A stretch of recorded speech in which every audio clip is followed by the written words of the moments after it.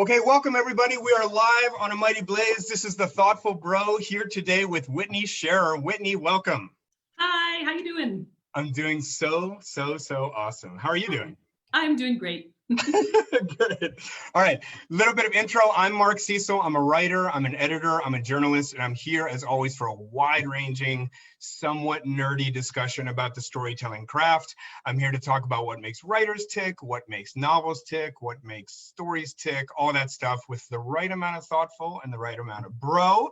We're here every Tuesday at 2. If you have a comment or a question for Whitney, just try to leave it in the comments section, and my people in the cloud will tell me to ask it.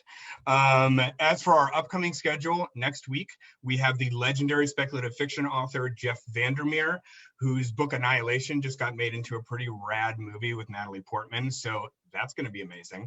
But right now, we are here with the amazing award-winning Whitney Scharer. Whitney, welcome again to the Thoughtful Bro. Thank you. I love that you're going to have the right amount of bro. I'm not sure what that is, but I'm excited to find out. Yeah, you are going to find out because that's precisely what it is. Okay, so I'm going to introduce Whitney a little bit. Whitney is what's called a known quantity. So many of you will probably know this about Whitney already, but I'm just going to give a brief introduction anyway. Her debut novel, The Age of Light, it's a work of historical fiction which tells the story of the pioneering photographer Lee Miller. It was published by Little Brown to much acclaim in 2019. It was a Boston Globe and Indie Next bestseller, and numerous publications, including Parade, Vogue, Glamour, and more, called it one of the best books of the year. It won the Prix Rive Gauche à Paris, and it's been published in over a dozen countries. It recently also was optioned to be made into a limited television series. Fingers crossed on that, Whit. Whitney has received numerous, almost countless, grants and fellowships for her work, including recently being offered the 2020 Massachusetts Cultural Council Artist Fellowship in Fiction. She's also the co-founder of the Arlington Author Salon, and when she is not touring the world, literally touring the world for her book, she teaches creative writing all around the country. So Whitney, can you tell us in your own words a little bit about The Age of Light? Oh yeah, absolutely. So The Age of Light is, it's based on the life of Lee Miller, and she was an unbelievably talented photographer as well as a model and a muse to the surrealist artist Man Ray.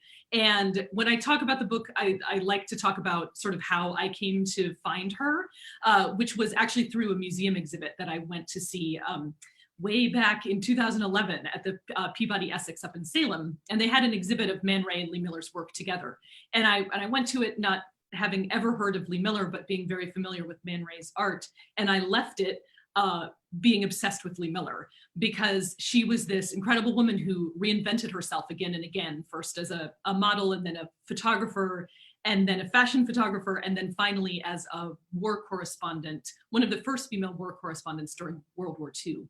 So she had a totally incredible life, and the novel centers on, primarily centers on her love affair with Man Ray in 1930s Paris, but then also dips into some of her war correspondent years as well, because I think it kind of needs to do that to tell the story of her whole life.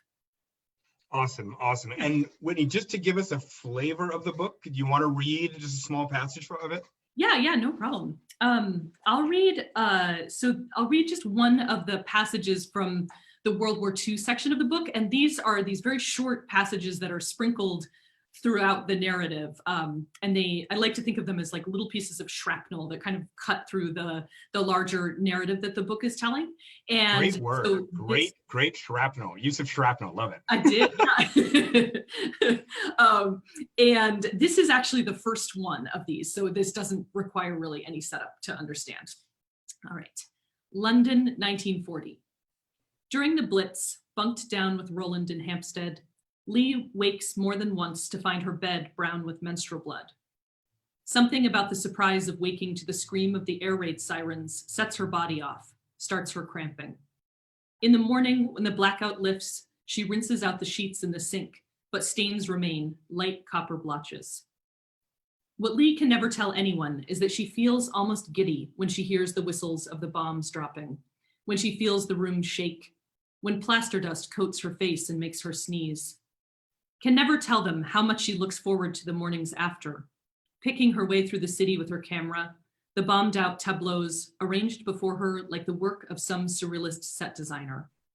A church destroyed, but a typewriter balanced on the rubble before it, perfectly unharmed.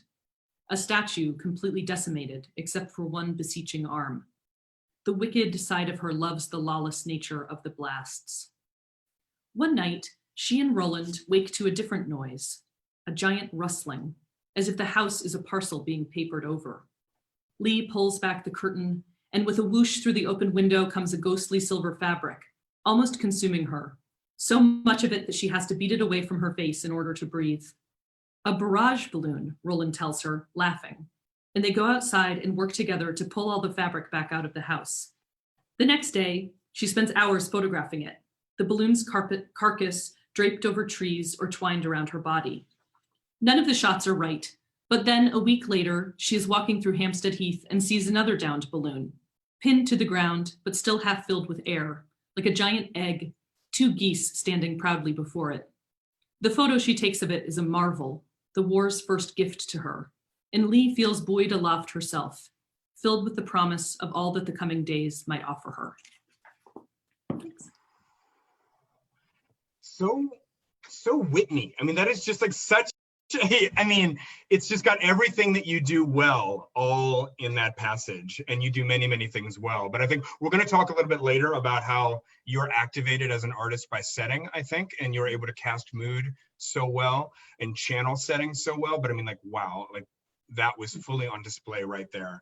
All right, so Whitney, one thing that like you and I have laughed about in the past is that in America, the amount of reading time that is appropriate at a literary reading or literary interview like this one is about 60 seconds. Whereas like in Germany, it's a different story. And I just think it's hilarious how the Germans approach book reading, which you discovered on your book tour. Can you just tell us about that? Yeah, I can tell you about that, and it is completely mind-boggling to any American who's ever gone to a reading, because you're right. Here, it's like sometimes people don't even read. You know, they're like, I'm just going to talk about the book for a few minutes and take some questions, and that's like perfectly fine. And in Germany, no. When I was there, I mean, you know, my book has been translated into German, but I speak a little bit of German, but not enough to read from it. So they actually hired an actress who traveled on book tour with me to do readings from the book. So it's the same actress like going around with you city to city. Yeah. So I went to like 4 cities and she traveled around, which was really cool. And she was fantastic. But so she was there. And then in every city, they also had somebody interviewing me. So the entire event is about 2 hours long, like two hours of like Germans sitting very still in their chairs and like watching with deep interest what's happening on stage and what's happening. I think that's the only way Germans sit in chairs, by the way. Oh, like totally.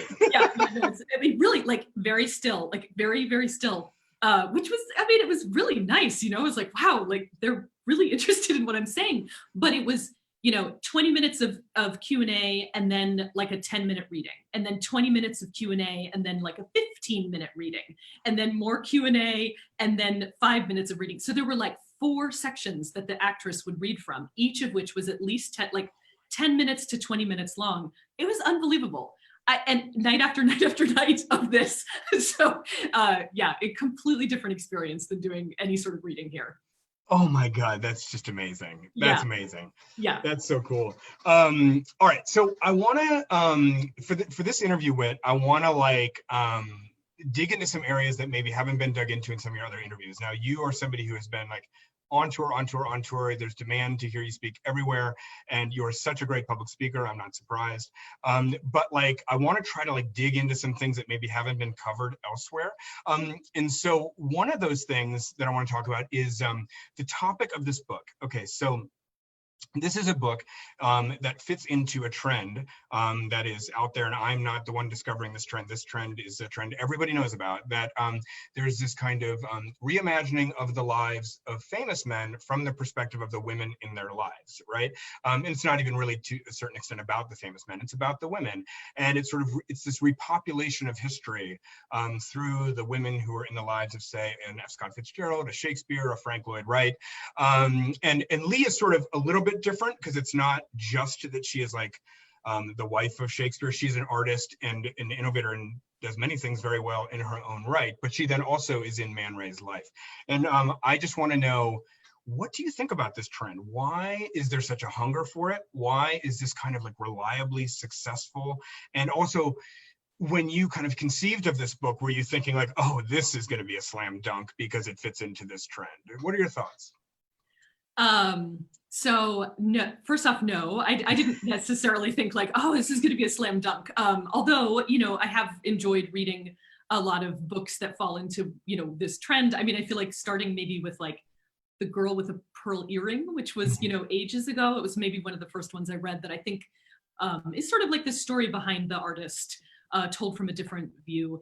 And I think, you know, I think what it is that I think that people are aware that, you know, history has been written one way, and it's been written by the people who held power and the people who had the time to record about their lives, and oftentimes those were men, and more often than not they were white men. And so there's this whole other side to history that didn't get written down, you know, in the same way. And so I think that historical fiction is this really interesting, really provocative vehicle for exploring those stories that didn't make it into the history books in the first time. And, you know, so I love that, because fiction allows you to enter into the characters' lives and to imagine the things that you can't always find in the history books. And so I think it's actually doing something really unique. And I think there is a hunger. I mean, there's just a hunger in general for women's stories, and either current day stories or stories that that happened in the past. So I'm all for it. Yeah. Okay. You should know, we already have questions like pouring in from the audience, and it's like sort of distracting, like already. So, I can't see any of that, so okay. I know. So to those of you in the audience who are asking questions, I'm going to get to them, but I just do want to get through some kind of really cool things with Whitney before we get to these. So I want to just talk about a few different things that I've noticed in your work that seem to recur. Now, I happen to have the privilege of having read some of Whitney's unpublished work, and therefore I feel like there's things in my email inbox that are worth millions of dollars that like somebody might try to steal from me, because I have Whitney's unpublished works and none of you can see it. So I am like, what I'm about to refer to in these next few questions is things that I see both, of course, in Age of Light, but also in these other works. So the first topic that I think is big, you know, in the Whitney Scharer oeuvre is artistic ambivalence. I think that you seem to be fascinated by people who are like deeply, deeply gifted and successful kind of even on their own terms, and have people who are devoted to them and following them and cheering for them. And yet, despite all this, find it hard to work, hard to motivate. They don't know if they like their work. They don't know if they're important, even if people tell them that they are. And of course, Lee, your book famously begins with Lee kind of like having all of her career just buried in her attic. And she has no idea what to think about this amazing life that she's had kind of as a photographer, as a model, as a chef, as somebody who kind of helped develop kind of a technical aspect of photography, who was a war correspondent. I mean, it's just incredible. And yet here she is kind of like, I don't know what to make out of my life.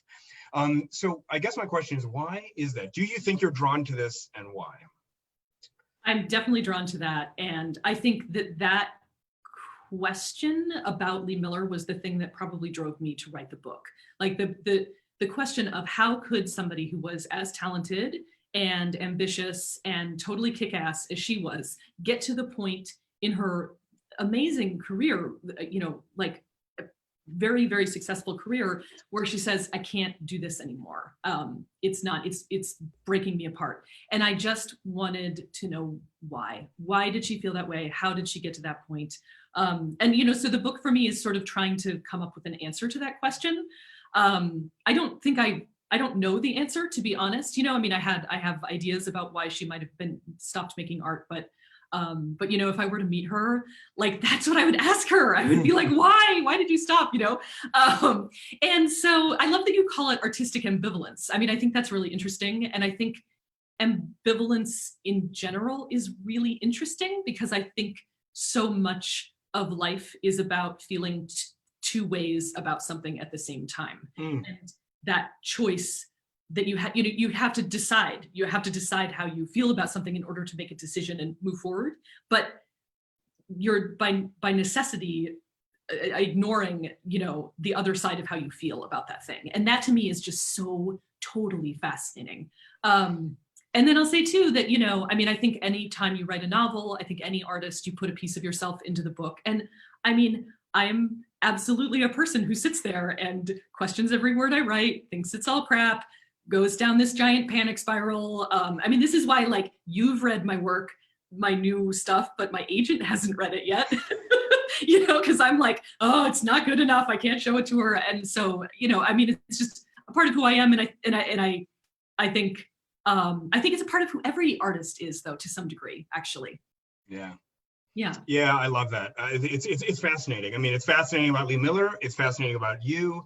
And I think just sort of like for anybody who's creative, and there's probably lots of you who are listening to this, it's just sort of like, it's just sort of amazing to see that people who can be so gifted, so talented, meet with such success and just have this kind of mysterious churning inside about what it all means and whether it's any good.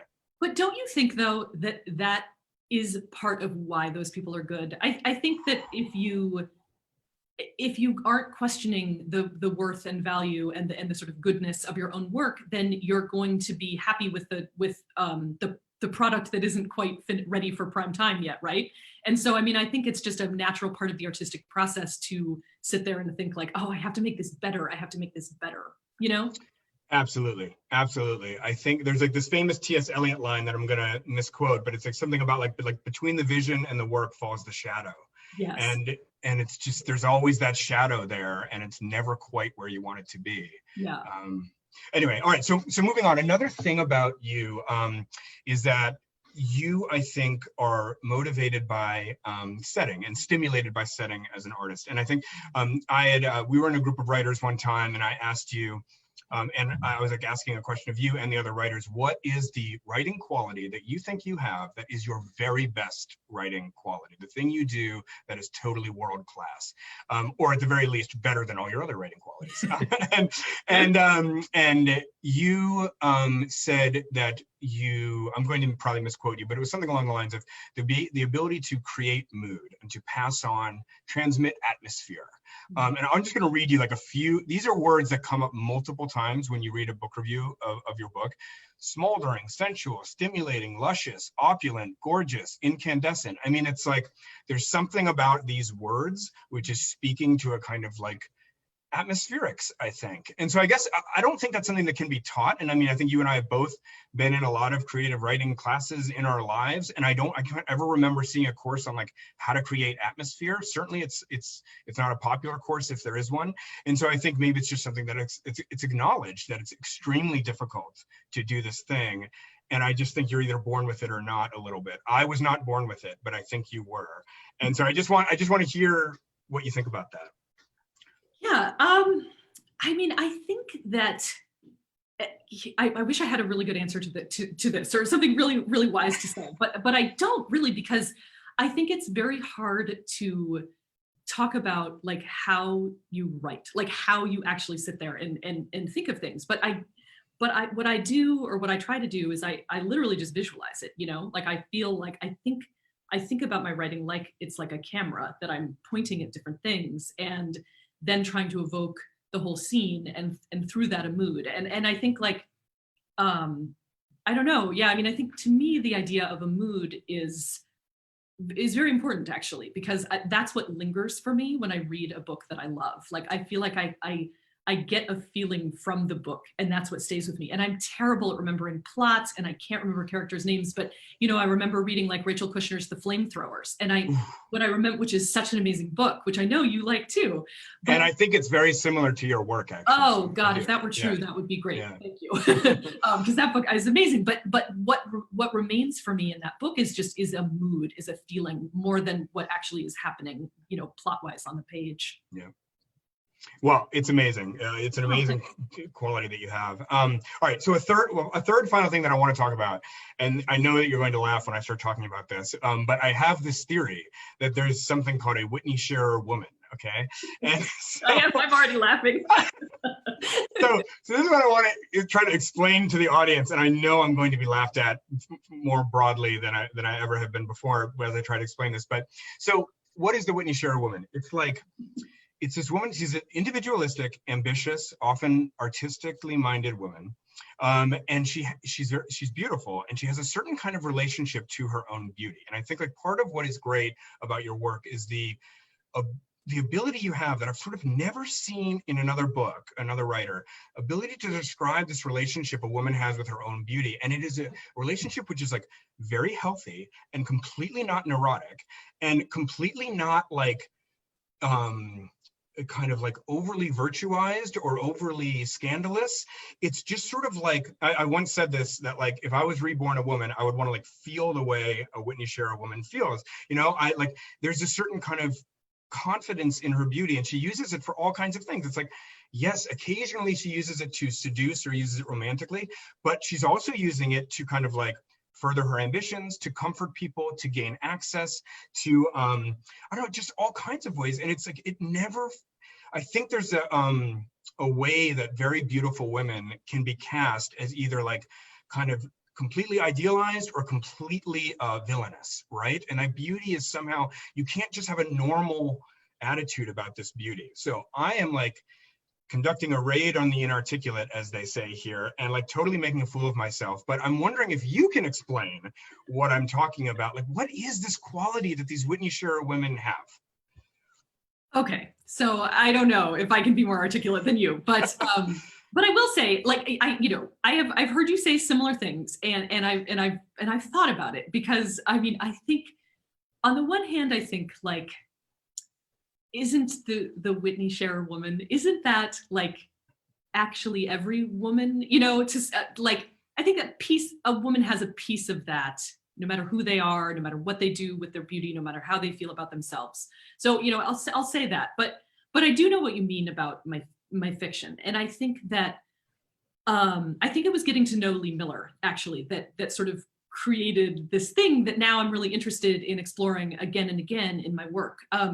Because, you know, she was so beautiful, and there's nothing that you read about her, including my novel, that talks about her without mentioning her beauty. It's just, you can't separate the two. And I find that frustrating on the one hand, and I'm sure she found it incredibly frustrating on the one hand, but it also was the key to a lot of the success that she had. And so as I was writing about her, I became completely like obsessed with this idea of what that would mean, or how that would feel, I guess, to be that beautiful, and to know that you have that beauty that you can use as a tool to get ahead, you know, to do all these things that you just enumerated. And you know, I mean, I had to imagine it, you know, because I feel like, you know, I am not model beauty, and so it was like something that was really compelling to me to think about the pros and cons of that in her life. And then since then, you know, I have been in these novel drafts that I've sort of started and set aside, and some that I'm, you know, one that I'm still working on. There's similar themes in them as well. And I think that I just, you know, I think there are a certain number of power levers that a woman has, especially a woman in the past. And I think beauty is one of them. And I think I just think it's really fascinating.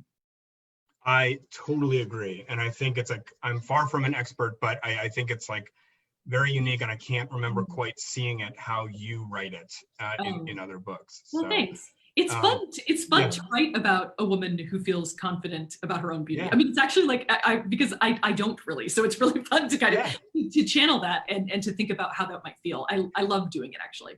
Yeah, it's like forced for good, but it's like not idealized at all. It's completely realistic. So it's just this great thing. It's hard clearly to explain it without just you reading the book. All right, want to move on to a couple other things.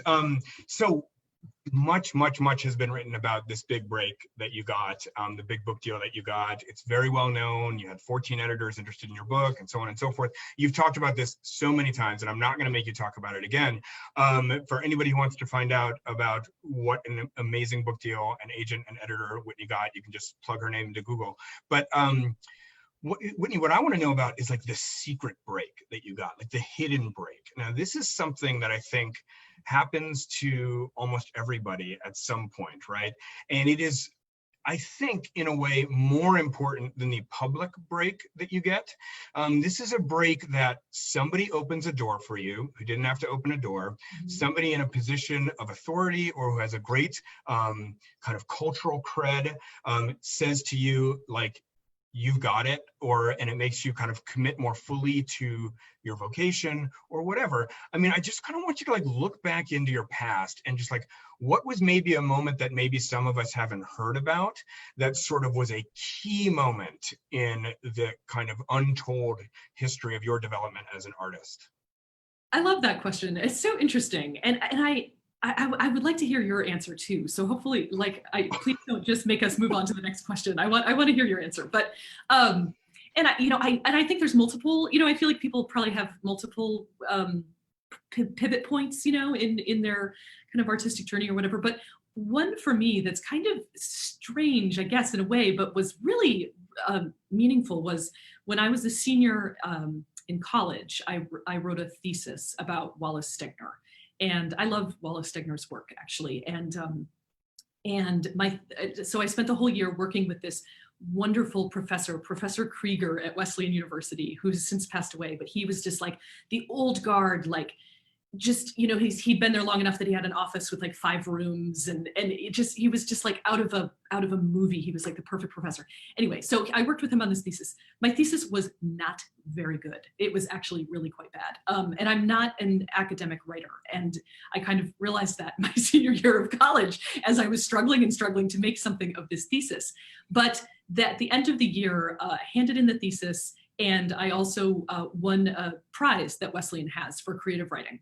And I just remember sitting in Krieger's office and him saying, not saying anything super positive about the thesis, but saying, I think your talents lie in the creative field. And just the way that he said it, it was sort of harsh, really, because it's sort of like, this thesis, but you're actually better at this other thing. But for some reason, what it did for me was it sort of validated, like, oh, it's okay. It's okay that you're not going to become an English professor and get a PhD. Yeah. What you should be doing is writing fiction. And so I don't know. I think back on that, and I remember him and the way he said it, and it was really meaningful to me. Oh, that's so good. That's so good. Can you tell us yours, please? Well, I mean, so I was not preparing to answer this question, but I can definitely speak to one of them, which sort of involves you in a way. I think that about a year ago, I got accepted into this masterclass at Grub, which is run by our friend Jenna Blum. And founder of A Mighty Blaze, no less. And I think that at that point, I had actually already gotten a book deal. I'd had agents before. I'd had my work published. I mean, I've been a career journalist, so I'd been being published in some way for a long time. But I think that there was a crazy story about how I got into that class that just sort of my friend Joe was at a reading that I think you were at in a small town in Massachusetts, and met Jenna and you at this bookshop. Yes. And then my friend Joe got invited in, and there was one slot left. And so Joe's I know this guy, Mark. And anyways, it was totally unscientific the way that I got in. But when I got in, I think what it did for me was, I was in there with such a high caliber of writers. Me, this is the thoughtful bro, ready for some bro? I always think of things in some sports analogies, right? And so I'd been just playing pickup basketball and thinking I want to be in the NBA, but I was just I can't get a game with anybody in the NBA. So even though I'm better than these pickup guys, I don't know if I can really hack it in the NBA. And so then I got into this class, and it was me playing a game with NBA players, and then me feeling oh my God, I can hang with these guys. You know what I mean? I thought I was good enough, but even more than getting a book deal, that was a kind of validation for me that I was in a peer group of people I just so immensely respect and that I could hang. That was did more for me and my feeling as a writer than almost anything else. Oh, I love that. And it's so true. I think one of the most important things is to find other writers who you are a little bit intimidated by and a little bit impressed by their work, and like cling to those people because just being around them and seeing what they do, I think is like so instrumental to developing your own work. And I've found that to be true like for my whole time as a writer. Yep. Yeah, and you definitely can hang. You more than hang. Thank you. Okay, so all right, a few more questions. Okay, this is going to be a quick one because I know you've sort of answered this before and other things, but I'm just sort of fascinated that you spent 7 years writing this book. And so, and you said in one interview, look at you, I see you sighing, right? No, like you said, you don't get many gold stars writing a novel. I mean, like you said that in another interview of yours. And yeah, I mean, like I could never spend 7 years on one project, me personally, because to me, like the burden would become too great. I would become afraid to send it out almost because you become so afraid that you have wasted 7 years if it doesn't succeed and so on. And so, I mean, of course, your thing totally succeeded. And so thank God you spent 7 years on it. But I guess the one question is like, do you think that's the best way of going about things? Also, could you change it if you wanted to? Maybe this is just your process. But I guess like the most specific question I want an answer to is, how do you know that it's done after 7 years? Like, why not 8 years? Why not 6 years? You know what I mean? Right. Oh my God. Okay, so is it the best way? No. I mean, obviously taking less time would be way better. And oh God, what was the second? I don't even know what the second question. Like, could you change it if you wanted to? Oh yeah. Well, gosh, I mean, I don't know. So that I'm trying to figure that out because I was like, when you're writing your first novel, no one gives a shit that you're writing that book. Like there is nobody knocking at your door asking where it is, it just doesn't matter. And so you can take 7 years and the only person that you're doing it for really is yourself and maybe a few of your writer friends who've agreed to read it. So when I got it published, I was like, man, like it's gonna be so much speedier for this next book and I'm just gonna totally change whatever. And God, I'm still hoping that that's true, even though I'm just, I'm slow. I'm really slow. And I keep rewriting and I keep like sitting there and thinking very deeply or not so deeply. And anyway, it takes me a long time. And I don't think it's going to take me 7 years to write this thing that I'm currently writing, but I think it will probably take me longer than I want it to take. And then as far as knowing when it's ready to send out, I mean, for me, it was fairly simple in a sense. I mean, it was a combination of like giving it to 3 or 4 people from my writing group and having them read the entire manuscript and getting kind of their like them saying, yeah, it's good, it's working. So I have to have outside validation because if I don't, I never think anything is good. I really think it's all just a pile of trash. But they told me it was good.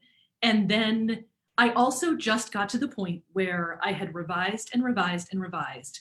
And I was like, if I make any more changes to this book, I'm not going to know if I'm making it better or making it worse. And up until that point, I had known if I change this, it'll make it better. And if I fix this, it'll make it better. And so that was the moment when I was like, you know what? I'm ready for like an agent or an editor to work with me because I can't do anything else productive on my own. You know what? I think that is like really, I just want to like repeat that because I think that's like actually as good of an answer as I've heard on that. Like, how do you know it's done? And the answer was, when I would make a change, I couldn't tell if it was making it better or making it worse. I'm going to use that. That's really good. Yeah, but it's really true, because I mean, I'm sure you do this in your own work. You probably have a punch list in your mind of things that like, maybe you aren't going to change them, but if you did, it would make it better, right? Right. But like I had sort of changed all those things, I'd done all that over the 7 freaking years I was working on the book. And it really was to the point where I was like, there's more to change, but I just don't know what it is, Right. Yeah. Okay. All right. So I have one more big question for you. And then we're going to try to get to some of the audience Q&A. So you gave this very interesting lecture that is on your website and that I watched. And as part of the lecture, you answered the question, why I write. Or why you write. And I think this is like a very interesting question. And I think it's another question that is like sort of difficult for artists and writers to answer about themselves. And so I really liked your answers, and I'm going to get to those in a moment, but it reminded me of like my favorite essay on this topic, which is by George Orwell. It's called Why I Write, okay? And so first of all, I want to like have a quote from George Orwell. This is an amazing essay that anybody can find for free online, but just to give you a flavor, this is like Orwell at his finest. This is what he has to say in passing about writers. All writers are vain, selfish, and lazy, and at the very bottom of their motives lies a mystery.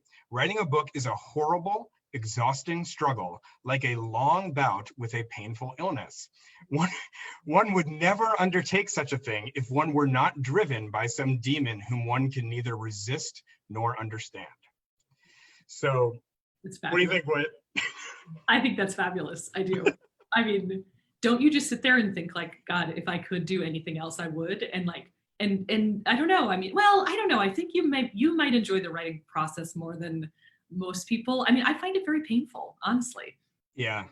It's funny because like I like really enjoy it. Like I would pay to write. I like it. I love doing it every day. If somebody found out a way to charge me to write, like I would pay that price. I would buy a subscription.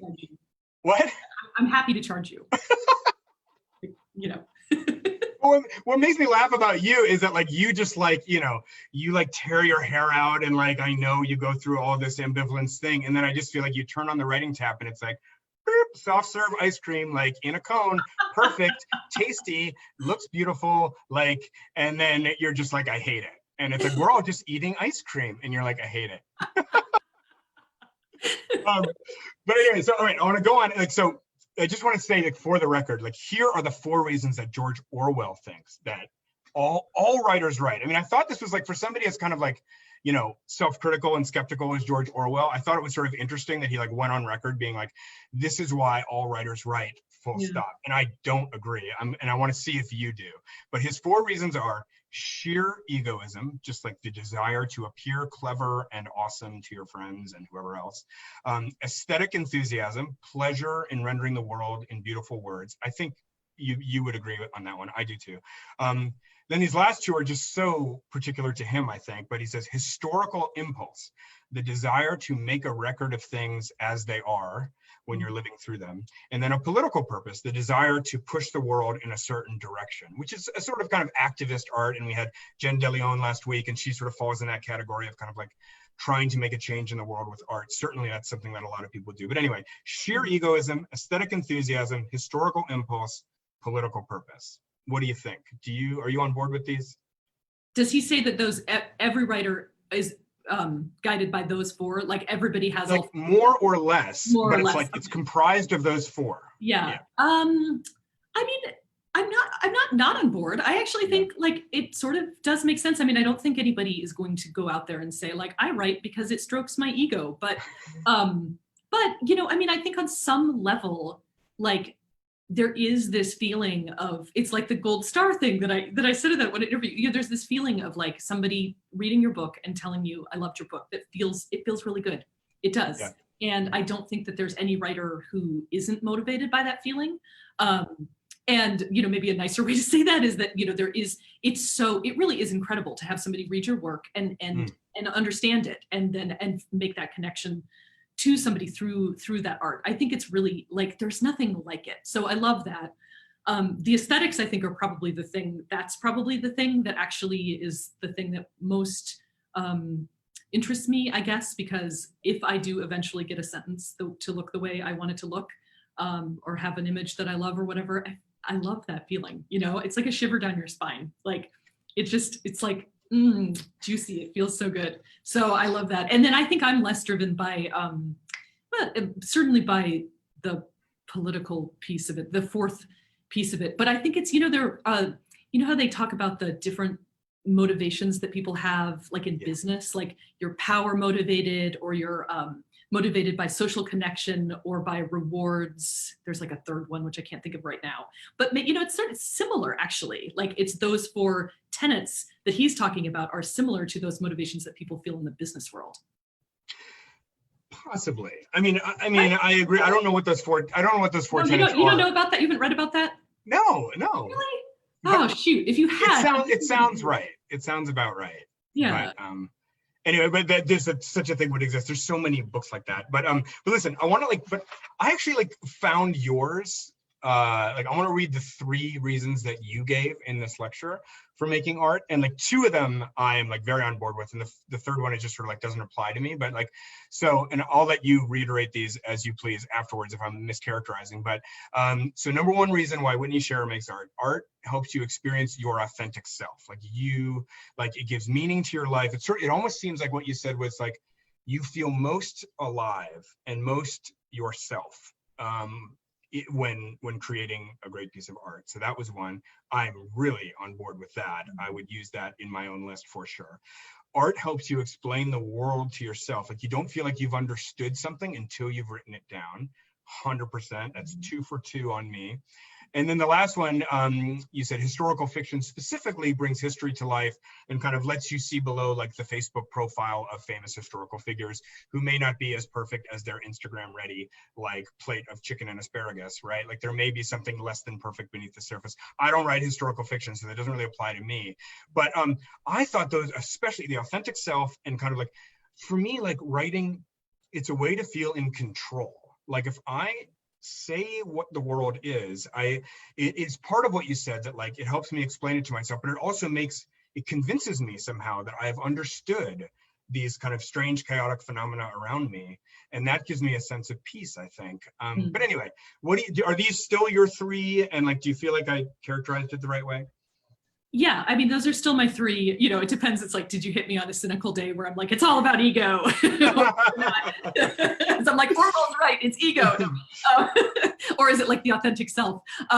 No, I mean, that is how I feel. And I think like, yeah, I mean, I feel like when you write something that you feel satisfied with, there's this feeling of like calm almost, you know, like you've created a world in the way that you want that world to be, and there's just something really I don't know, it's like this ineffable feeling in a way but just a feeling of satisfaction that I can't find through anything else.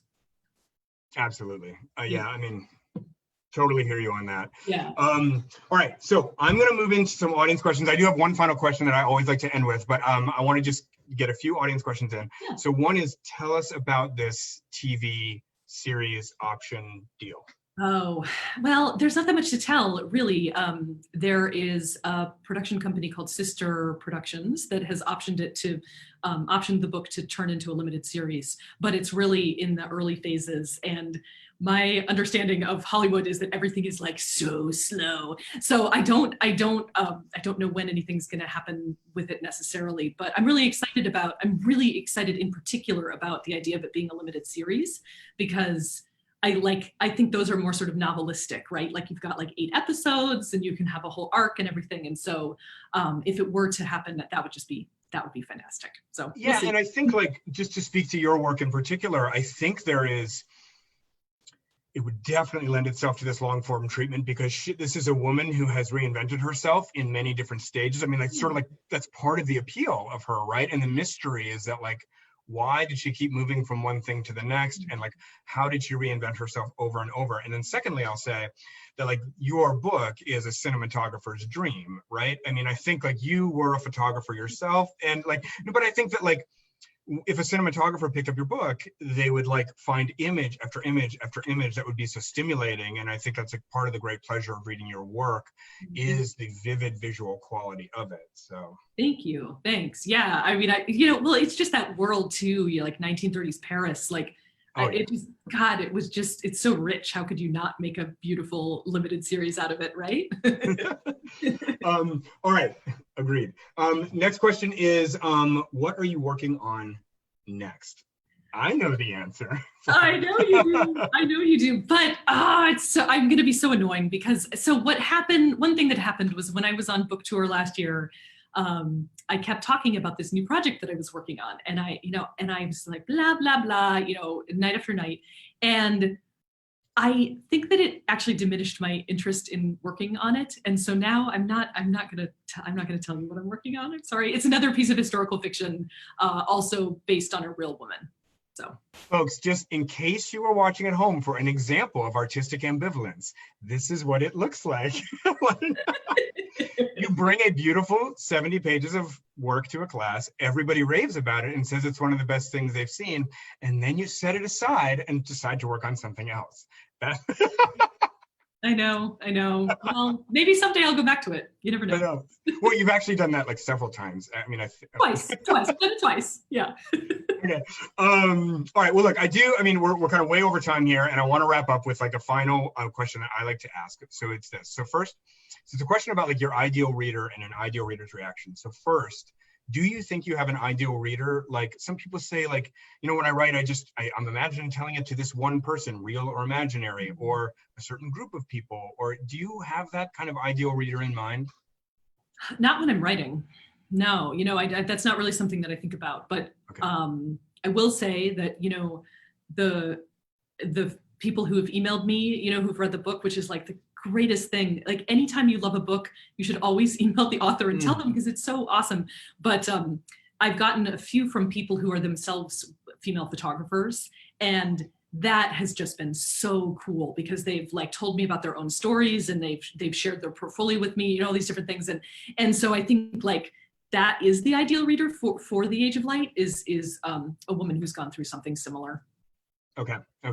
Well, so let's define the ideal reader in a slightly different way for this final question though. Like imagine that so this person, whoever they may be, is ideal in the sense that the book is working for them like on every level. Like this is the dream reader that is having like every reaction that you intended for them to have, every feeling that you intended to create, they are having that feeling. Okay, now this reader, they close the book on the last page and they sit there on their lawn chair or train or airplane or wherever it is, and they have a certain feeling that's in them. What is the feeling of like the reader will have ideally when they close this book that you want to leave them with? Oh, I mean, I think that my book really is incredibly tragic. So I want them to feel sad, I do. But also I want them to feel a little ambivalent about it. No. You win the interview. But it's sad, but also there is this sort of lift of hope, I think, at the end. So I mean, it really is like a feeling of ambivalence. That's amazing. And I asked you the question and here I am like trying to answer it for you, but I just feel like for me, like tragic, yes, but like there is this like tragedy tinged with beauty. I mean, like you can't just like, it's not tragic like Oedipus Rex is tragic. No. Do you know what I mean? There's Tragic maybe is the wrong word. I mean, tragic. There's just a deep beauty in the tragedy, right? Yeah, that's true. I don't mean to answer it for you. I'm sorry. Go ahead and answer it for me. I'm totally agreeing with you. I'm like, yeah, you're right. How can you describe your book without also talking about like how beautiful it is? But I mean, just, I don't know. It's your book. I'm going to stop. I don't want the experience of the experience of reading the book, I think, is a pleasurable experience. And I definitely do not want, so maybe tragic is the wrong word, because tragic to me, actually, when I think about it, is like every page you're like, okay, strap in, like this is like rough going here. That is not what I set out to create. And I don't love books that are like that, actually. But just a sense of, like beautiful sadness, I think, it's sublime. It's like sublime. It's like sublime sadness. Oh, sure, sublime. It's sublime. I don't know. That seems a little highfalutin, but sure. I said it. You did say it. All right. Well, we're going to wrap right there, Whitney. I just want to say to everybody who's listening, next week we'll be back with Jeff Vandermeer. It's going to be an amazing, amazing interview. We're very lucky to have him. Almost as lucky as we were to have the amazing Whitney Scharer. Whitney, thank you so, so much.